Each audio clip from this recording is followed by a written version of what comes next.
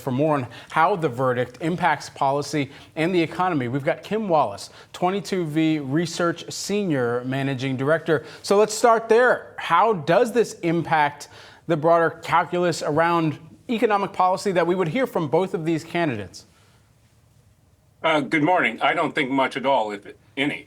I think when you look at the calendar for June through the end of September, you have 3 open market committee meetings, you have 2 conventions, you have 2 hot wars still going on. There's a lot of chum in the water, if you will, and I don't think you can isolate any one factor as driving that volatility more than the others. It's going to be a very loud summer.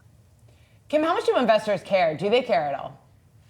Oh, they will eventually care. They don't care today. It's very difficult to overcome attention to something like PCE on a Friday, even after a historic jury decision like this. So my guess is that even as VIX begins to or continues to add a little bit of volatility expressed by traders, that really starts to pick up later in June.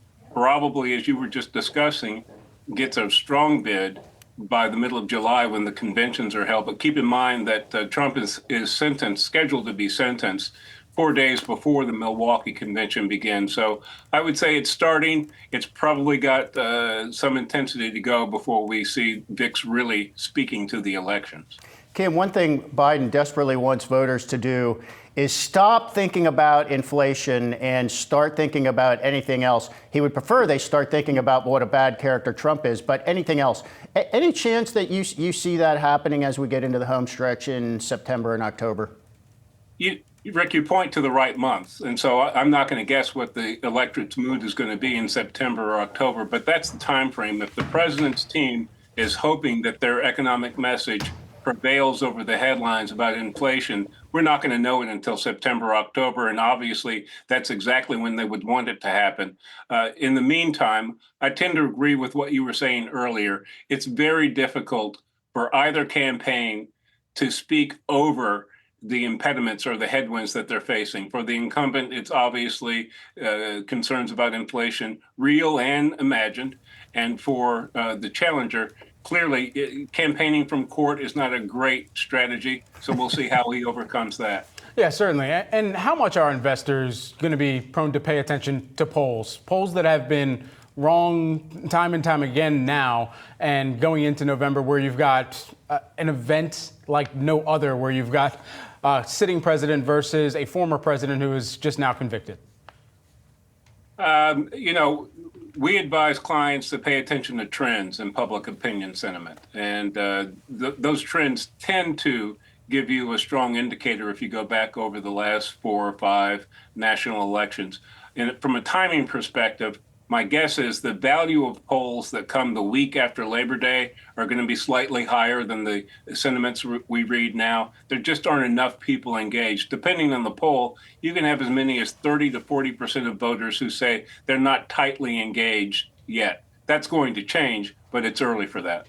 Kim, how do you think this shapes former President Trump's campaigning here over the next several months? And then just on the legal side, just legally speaking, are there any restrictions over the next several weeks or several months? Well, the former president, the current challenger, has pursued a campaign of aggrievement, not just this election, but 2016 and 2020. I don't see any reason for that to change. I would expect that Milwaukee is going to be an aggrievement fest. It certainly appeals to his base.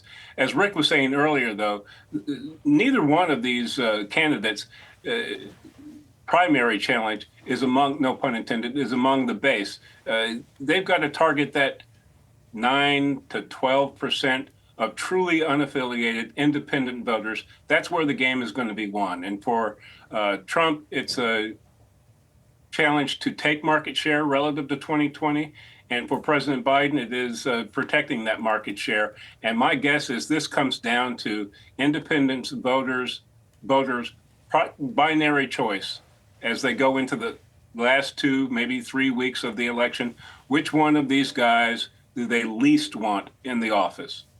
All right, Kim Wallace, always great to get your insight. Thanks so much for hopping on with us this morning. 22V Research Senior Managing Director. Thanks.